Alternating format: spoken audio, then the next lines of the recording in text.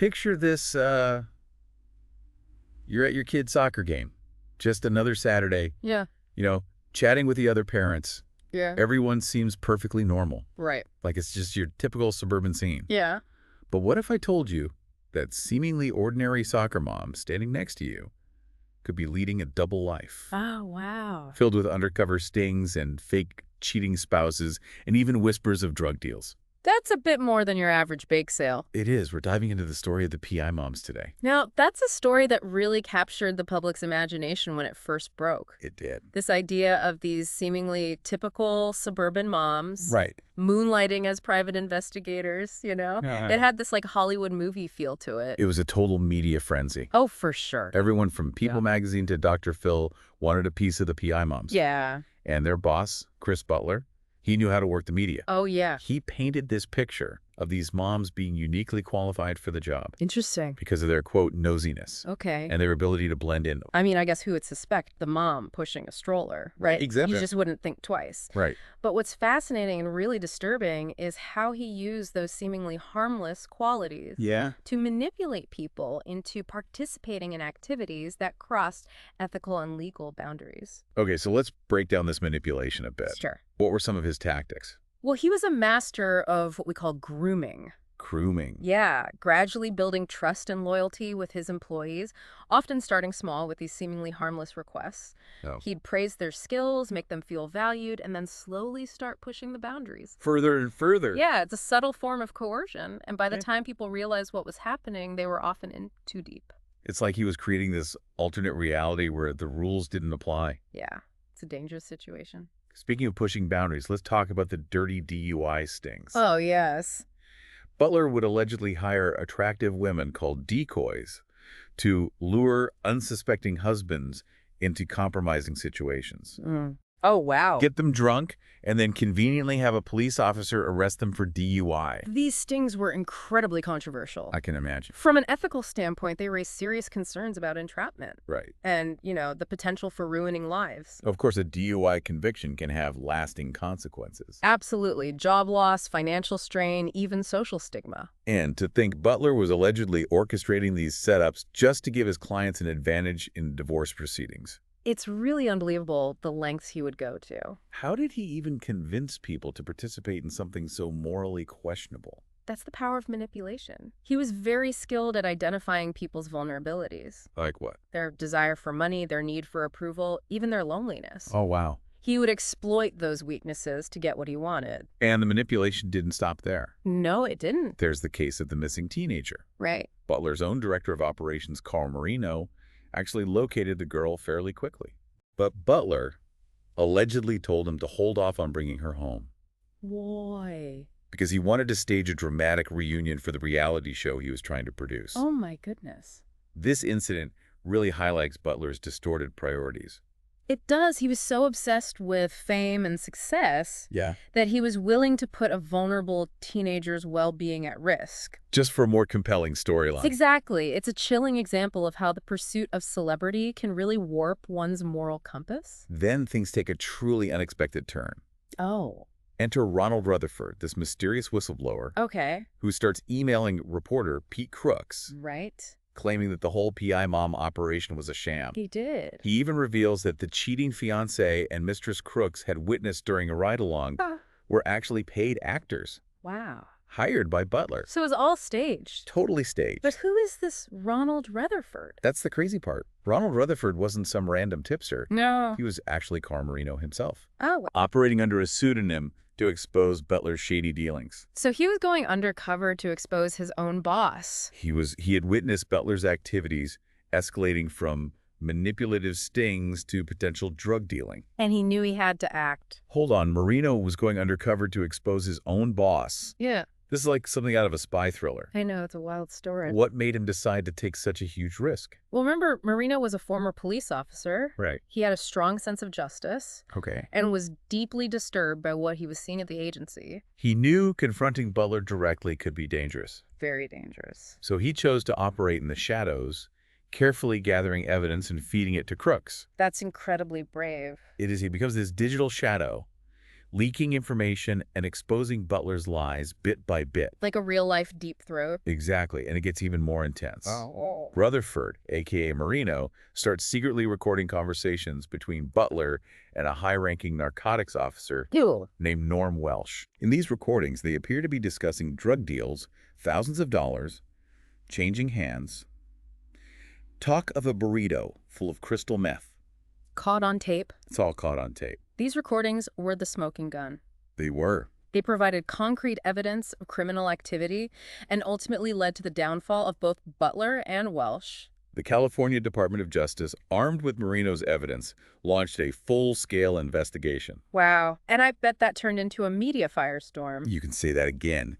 Can you imagine being one of those PI moms thinking you were part of this exciting, glamorous world, Right. only to discover that it was all built on lies and criminal activity? It's a stark reminder that things aren't always as they seem. They really aren't. And it raises some intriguing questions Oh, yeah. about the psychology of deception and the different ways people respond to being manipulated. Definitely, some of those PI moms might have been genuinely unaware of Butler's illegal activities, Right. while others may have chosen to turn a blind eye. It makes you wonder, how much were they willing to overlook for a taste of that reality TV fame? That's a good question. We'll delve deeper into that aspect of the story in just a bit. Looking forward to it. But first, let's take a closer look at Chris Butler himself. Okay.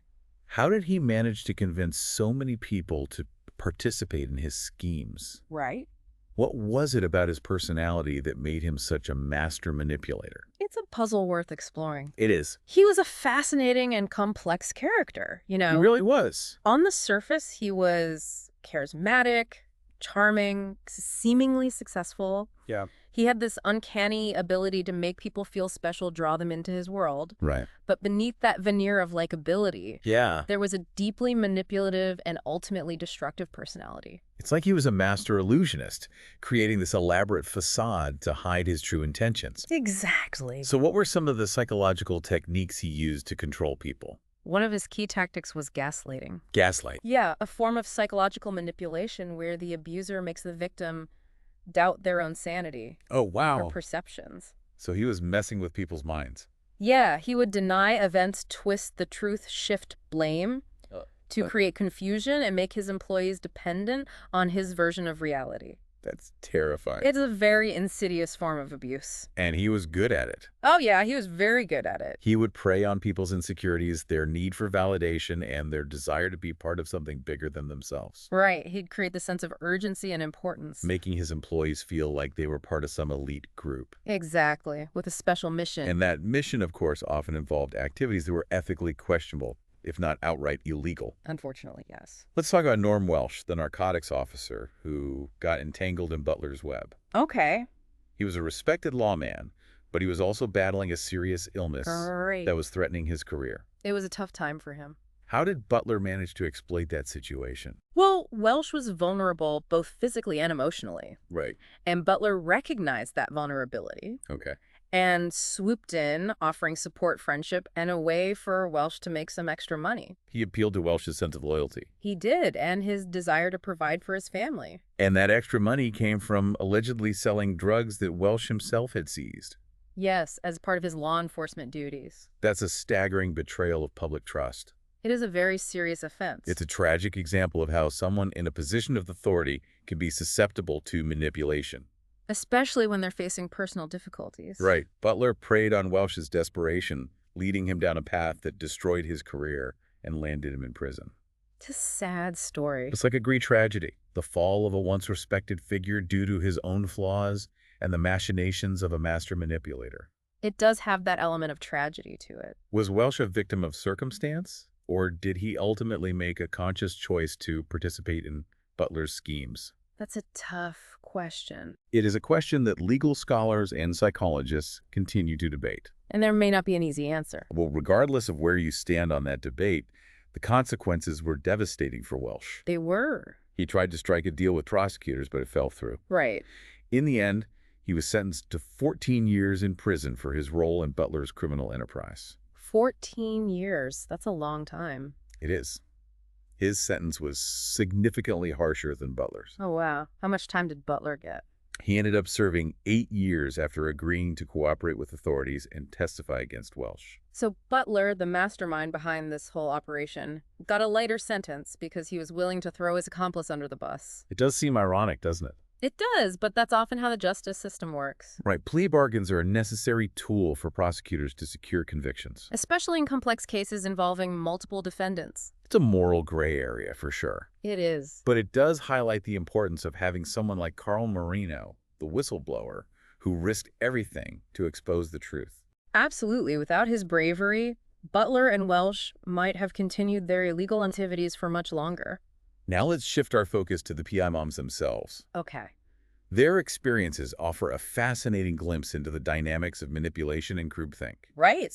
Some of them, like Ami Wiltz, claim to be completely unaware of Butler's illegal activities, Really? while others may have chosen to look the other way. It's hard to know for sure what everyone knew. It's a complex issue. It is. Some of those women might have genuinely believed in the mission of the agency. And were simply deceived by Butler's charisma.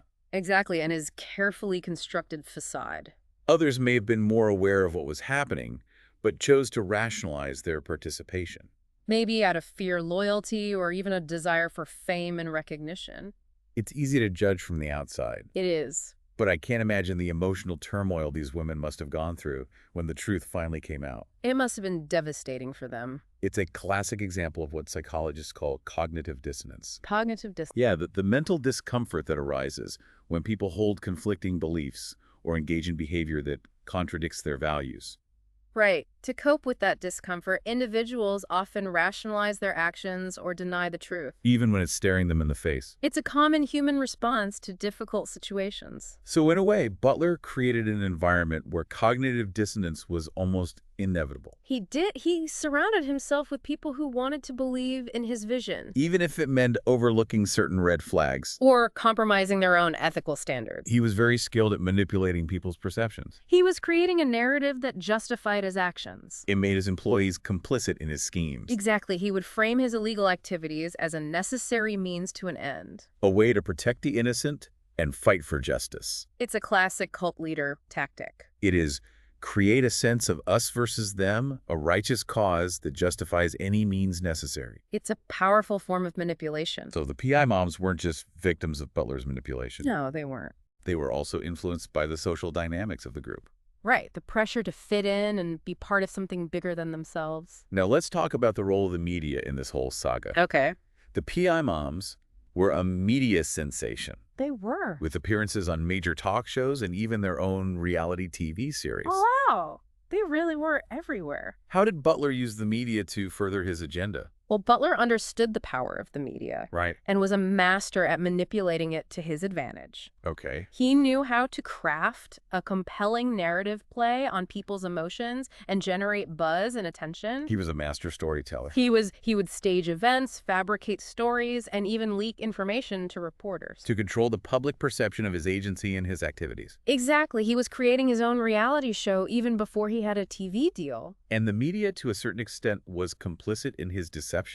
I guess they were caught up in the excitement of the story. They were eager for a sensational story, a glimpse into the supposedly glamorous world of private investigation. And Butler gave them what they wanted. He did. He'd play them like a fiddle. It's a reminder that we should always approach media narratives with a healthy dose of skepticism and critical thinking. We really should. Don't just accept everything you see or hear at face value. Right. Dig deeper, ask questions, and consider the motivations of those presenting the information. Remember, the media landscape has changed dramatically since the PI mom story first broke. It has. We live in an age of social media where misinformation and disinformation can spread like wildfire. It's more important than ever to be discerning consumers of information. And to develop those critical thinking skills. Absolutely. We need to be able to separate fact from fiction. Now more than ever.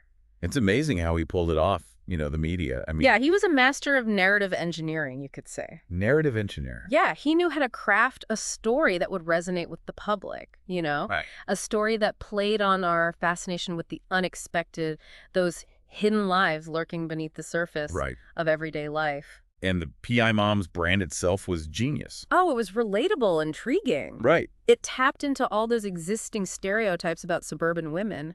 And he weaponized those stereotypes. He did, using them to create a smokescreen for his illegal activities. I mean, who would suspect those minivan-driving moms of running a prostitution ring or being involved in drug deals? It's a brilliant strategy. Twisted, but brilliant. Yeah. And it speaks to that broader issue of how we, as a society, tend to underestimate women. Especially those who conform to traditional gender roles. Exactly. And Butler, he exploited that societal blind spot. To his advantage. To his advantage. This case really makes you think about critical thinking. It does. Not just in terms of media consumption, but in all aspects of our lives. Absolutely. How can we become more discerning, more aware of the potential for manipulation? It starts with recognizing that manipulation isn't always overt or aggressive. Okay. It can be subtle, even charming. So how do we spot it? Pay attention to how people make you feel. Okay. Do you feel pressured to agree with them? Uh-huh. Do they dismiss your concerns or try to make you doubt your own instincts? Those are red flags. Big red flags. So trust your gut. Always trust your gut. If something feels off, it probably is. And don't be afraid to ask questions. Yeah, challenge assumptions. Seek out different perspectives. The more informed you are, the less likely you are to fall prey to manipulation. Exactly. Knowledge is power. What about the aftermath of this whole scandal? What were the lasting impacts on the private investigation industry? Well, the PI Moms case definitely shook things up. I bet. It exposed the potential for abuse within the industry and highlighted the need for stricter regulations. So did it lead to any significant changes or reforms? Yeah, some states implemented new licensing requirements for private investigators, Okay. while others strengthened existing laws to crack down on unethical and illegal practices. So the scandal served as a catalyst for positive change in a way. It did, forcing the industry to confront its shortcomings and improve its standards. But it's also important to acknowledge the damage that was done. Absolutely. The reputations of legitimate private investigators were tarnished by Butler's actions. And of course, there were the victims. Right. The men who were entrapped in those DUI stings. The families who were torn apart. And that young woman whose disappearance he exploited. It's a reminder that actions have consequences. They always do, even if those consequences aren't immediately apparent. Butler's pursuit of fame and fortune led to his downfall. It did, but not before he caused significant harm to others. What was it that motivated Chris Butler? That's the big question, isn't it? Was he driven solely by greed and ambition? Or was there something more complex at play? Some experts believe he may have had a narcissistic personality disorder. Narcissistic personality It's disorder. characterized by a grandiose sense of self-importance, a need for admiration, and a lack of empathy. It does sound like him. His behavior exhibited many of the hallmarks of narcissism: the constant need for attention, Right. the manipulation and exploitation of others, the inability to accept responsibility. It's like he was living in his own reality, He was one where the rules didn't apply to him. and where everyone else was just a pawn in his game. It's a classic example of how narcissism can manifest in destructive ways. So this brings us back to the importance of critical thinking. It does. We need to be aware of the potential for manipulation. Not just from strangers, but from those we trust. Right, from those in authority. Even from those who seem charming and charismatic. Exactly, because appearances can be deceiving. The PI Moms case is a cautionary tale. It is. A reminder that things are not always as they appear, and that even the most ordinary-seeming people can be capable of extraordinary acts of deception. And manipulation, it's a story that challenges our assumptions about truth, justice, and the nature of reality itself. It really does. It leaves us with a lot to think about. It does. How can we protect ourselves from the Chris Butlers of the world? That's the question. We've talked about developing our critical thinking skills, being skeptical of easy answers, and trusting our instincts. When something feels wrong, and maybe most importantly, remembering that even the most carefully constructed facades can crumble when exposed to the light of truth. The truth always comes out in the end. The PI Moms case may have been a dark chapter, It was. but it also serves as a testament to the power of individual courage and the enduring belief that justice eventually will prevail. It's a story that reminds us to never give up hope. Thanks for joining us for this deep dive. It's been a pleasure.